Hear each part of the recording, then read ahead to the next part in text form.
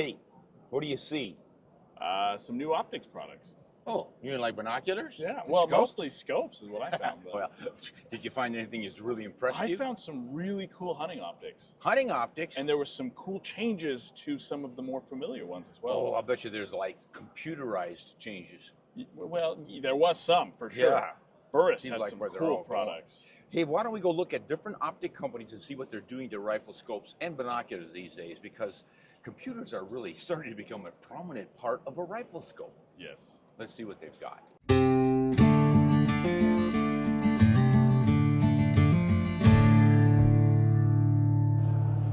So what's this new Loople scope you've been crowing about? Yes, so this is the new Loople VX6 Gen 2 HD. Generation 2. Generation 2 Okay. VX6. And what's so good about it? So- What's new? The biggest things that they've changed is one of the biggest qualms I had with Loople is the turret, how you put the set screws in the turret. They were teeny and tiny, they were hard to work with, and I you hear lose you. them all the time. Yep. They fixed that. If you look at the turret right now, it's still the zero stop turret. You can do to the CDS custom system. Instead of the set screws, all you do is you have little grooves here. You put your fingernail or whatever you have to get in there and you push up. It's a little bit of a sweet spot. There we go. And that comes up, your turret comes off. You can re-zero your turret and then you set your zero stop just like that. There is no set screw. And that was my biggest qualm with Loople. Mine too, man. I've loved Loople scopes all my life. I love how simple they are. They're light, they're compact. I mean, this is a big one, Yep. but they're just so reliable. Never They had are. one fail. And I have had literally dozens of Loople scopes over the years. Yeah. And that's not even one a year. And now, one other feature that's going to start coming standard with these is a throw lever. So whether you want to keep that on your scope or not, it also has a little bit more of a bite on the turn knob for your zoom, which makes it really nice. It's easier to get a bite with your thumb and your finger. Some really cool things coming out of Loople, and they're fixing the one thing that I had a qualm with them about. It's pretty nice when you only have to fix one thing. Yes, but they did it. What do you see, mister? Oh, I see a red dot and a pipe up there, but Right down in a pipe. So is that a pipe scope? this is a really cool scope. It's from Schmidt Bender, and there are some really cool features on here. 1-to-1. 1-to-1. So when you come in here, 8? it's a 1-to-1 to 8. But once you get down to 1-to-1, when you switch that down, it becomes a true 1-power scope, and then it throws your parallax automatically from being parallax to 100 yards to 7 yards. So you're in your normal hunting powers above 1x, you are parallax free at 100 yards. Yes. But when you get really close, when you're shooting it with a true no magnification scope, Yep. the parallax is automatically set to about 21 feet. 21 feet. And now that's Wow, kind of that's cool quick. for the woods, but what it allows you to do, at least me, you shoot with both eyes open all the time, but I can't do that. What it does is it makes it so that you can see. Oh, okay, yeah, You you can have keep trouble both eyes keeping one eye open. closed, to keep them Yep. both open. You got a red dot in there too. You can turn that on or off. Oh yeah, there we go.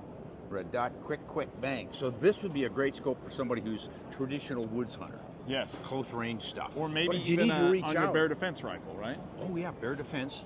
But if you need to reach out, there's nothing shabby about 8 power. No, 8 power, you can Gosh, reach out and I've touch taken something. game to 400 yards with 8 power. 5-400. I usually say 4 or 5. Schmidt Bender. Now Schmidt Bender is one of these German manufacturers that make really high quality optics. Optical quality is outstanding.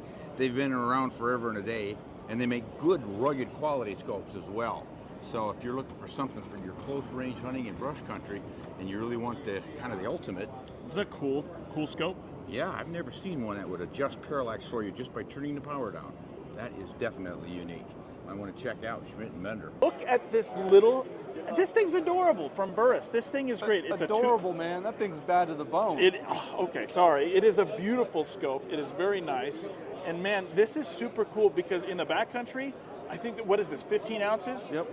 So this is the full field. You would say that this is like your foundational product absolutely. for Burus. So this is going to have our widest assortment of optics in this line. Yeah. The full field's turning 50 years old this year. So Don Wow. Burus founded Burus in 1971. The full field was introduced in 1975. This year we've completely redesigned it. Yeah. So we know that guys are wanting more compact, lightweight optics, and that's what we focused on. Yeah. So You've got the 2 to 8. It Yep. goes all the way up to the 6 to 24, and everything in between. We really focus on a lack of color shift, so very clear images. Yeah. And then, like I said, the lightweight stuff. We've also added what's called knob synergy. You can put a dialing turret capped or exposed on any one of these optics and dial the distance. you can change it from scope to scope to scope. Like it's proprietary for this, but you can put it on any one of these scopes. 100%. Which is super, super cool, especially for guys that are going to be hunting in a west. If you want to have a more custom turret or just a locking turret or one that's capped, especially if you're going to be in weather, that's super, super nice in a scope. And how much does this one weigh? This is your biggest one in the line, right? I don't know right off the top of my head. We just launched this, so Yeah. some of the numbers are a Little foggy. little foggy. But I know it's going to be in that 20 ounce-ish range. Which is cool. Which one of my favorite scopes is the Loople VX5. This is going to be competing with that, and I may get one of them to test out on some of my rifle setups for this fall.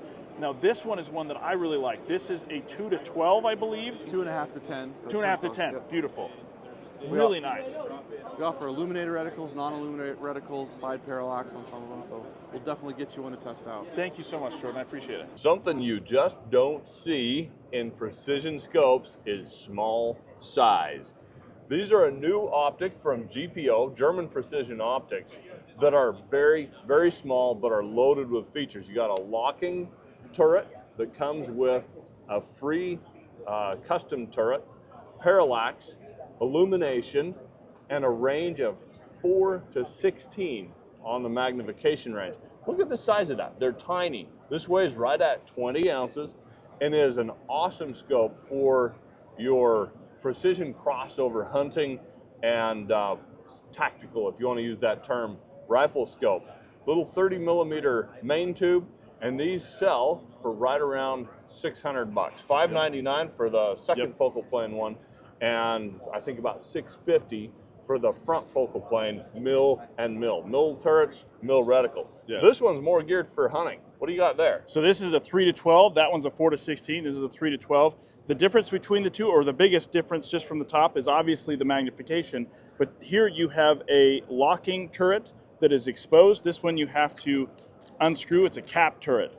And it still has the zero stop, but you don't have, what would you call that, Joseph? It's just a very nice precision type turret. Yep.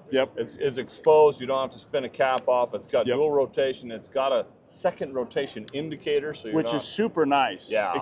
Hunting or in like just target shooting. Yep. So another big difference, of course, is this one is a second focal plane reticle, which I prefer for hunting. Yeah. You know, if you ever have to try and find a black bear in a dark thicket at last light on, with a especially front with focal like a plane 3-power reticle scope where you're zoomed all the way out, so you're gathering light and your reticle just vanishes. Of course, then you can turn the illumination on, but some states that's illegal. So I like a second focal plane scope for hunting. Yeah. These are really cool. Yeah. You won't find anything else with that small of a size that you can put on a nice little mountain rifle and get true precision rifle scope capability. Well, you probably know Athlon for rifle scopes, but now they're branching out. They are making a chronograph. This is really cool. It's not necessarily new technology, but what I would say is that it's a more affordable take on technology that's already out there. Now, Garmin has one that is very similar to this, and from what I was talking about with the guy from Athlon, they almost launched these at the exact same time, but Garmin actually beat them to it. So what they did in the last year is they've taken this and revamped it, made it a little bit more user-friendly than the Garmin one. The nice thing about this one is the price point. Instead of being like that $500-600 mark for the Garmin one, this is only $349, and that's the recommended retail price. Well, I like the larger screen. You've got bigger numbers for Grandpa Ron to read that. And baby, I can see those. And he was showing me, you just go down, you don't have to go into a different screen. You get your composites. What have you done here? You just push the center button and you get your kinetic energy, you get your feet per second, you get your SDs. All the data is right there on the screen without having to get into a different one. So a few convenience features, but in measure speeds up to 5,000 feet per second. Yes. He said they took a 300 Win Mag, they loaded it with an accelerator 55 grain bullet, and they got 4,990 some feet per second measured off of that. It's right up in there. Yeah, so it can measure your speeds, guys. And I guess it goes as low as, 160 something? Which is really cool. Crazy. Because a lot of them don't go that low. On to the next one. Hey, if you're talking optics, you've got to talk Swarovski. You do. They've been around forever, and they are well known as one of the top optics brands in the industry. For many, many years now, I have really loved the Z5 3.5 to 18 by 44. Not too big, not too heavy, but extensive range if you need it. I rarely need it, but it's nice to have it just in case you do. So there is a great scope. How many have you got? None yet. Just this one? Just this one. Yeah. Just this Well, one. Before you buy that one, you might want to consider this one. Oh, see, I like that It's one. an upgrade. They have gone from a 1mm diameter tube to a 30. Now, a lot of guys will think, well, you get a 30mm tube, you're going to get more light in. No, it's not what happens. What you're getting is more adjustment range for dialing for long-range shooting. And more weight. Yeah, a little bit more weight. Yep. About 16.5 ounces, about 17.5 ounces, or 19.5 ounces. 19.5 ounces. Yeah, not a big deal. But What's nice about this one is this one has an MOA turret on this one. So yep, and you can get custom too. Once Yeah. you've got your ballistic trajectories all figured out, you can order a custom turret, dial to your range, bingo. and you're good to go. Piece of cake. You can get it with illumination or without. I kind of like the illumination, but it's not legal in some states. Yep. Take the battery out, and I think you are legal. But Swarovski, you know, the optics are always spot on, and now they've got the larger diameter, so you can dial farther. But the brightness, man, when you're talking Swarovski, you're talking light transmission. I made the mistake of watching an elk get shot through one of my clients' spotting scopes from about 700 yards away. It's not a good Swarovski. mistake if you don't have money. Swarovski spotting scope, yeah, that's another show. Yes. They're good ones. Well, you might have to throw your scopes away and get one of these, Ron. Yeah, I probably will. Well, just make sure you throw them in my trash can. Yeah, trash can. Got it. I am with Jordan from Burus, and he's going to introduce a really cool scope from Burus for this year. Now, in a lot of states that are Western, this isn't going to be legal, but in some it is legal for certain aspects. But I'm going to turn it over to you. Cool, I've only got a minute, so I got to go fast. There's a lot of things in this scope. This is the new XTRPS. PS stands for Precision Shooter. On the inside of the scope, you're going to see a heads-up display. That heads-up display shows you your dialed position of your elevation turret. The turret's got 19 mils of rotation in one spin, which is a lot. That's a lot. 1/30th mil accuracy. A couple other things inside this scope. You're going to see a bubble level, wind hold value. Wow. Yeah. There's 22 density altitudes worth of ballistic data that you can select from on here. Yeah. I mean, it's got a ton of new things. One of my favorite, if you're a competitive shooter, there's a match timer. You can put a set time, push a button on the side, and that countdown begins. So when you get in the optic, you know exactly how much time you have left on your stage. Which is really cool. So if you look in that heads-up display, as you turn the turret, as you turn the dial, it actually goes up in yardage. So you just put your ballistics information into your scope, and then as you turn it, it tells you what you're dialed to in yardage, which is super easy and super cool. Now, like I said, in a lot of states, especially the ones I hunt in, at least for big game, this wouldn't be a legal scope. Northwest is a little bit more picky, but it is really cool, and I can see myself getting one of these for coyotes very easily. I don't think we found a scope that's going to fit on this rifle, but most of us don't shoot anything this big. I really like the new Swarovski with a larger 30mm main tube. You know, my favorite scope was probably the fact that Loople fixed that turret. Yeah, they did a great job fixing that CDS dial. Yes. You can remove that dial without the little silly wrenches. It was such a pain. It was a pain in the butt. Now it's no longer a pain in the butt. So, yeah, a lot of great optics out there, everybody. I'm not so sure I'm crazy about all the computerized information inside of them. I know it works, but to me it just takes a little bit away from the hunt itself. I'm old-fashioned, call me a FUD, but boy, if you're looking for a scope that really helps you put your shot on target, some of these new computerized ones like that Burus we looked at can sure do the job. So what's your favorite scope? Do you want to stick with the old traditionals, basic scope, or are you excited about all the new digital technology? Let us know in the meantime on Honest and Shoot Straight.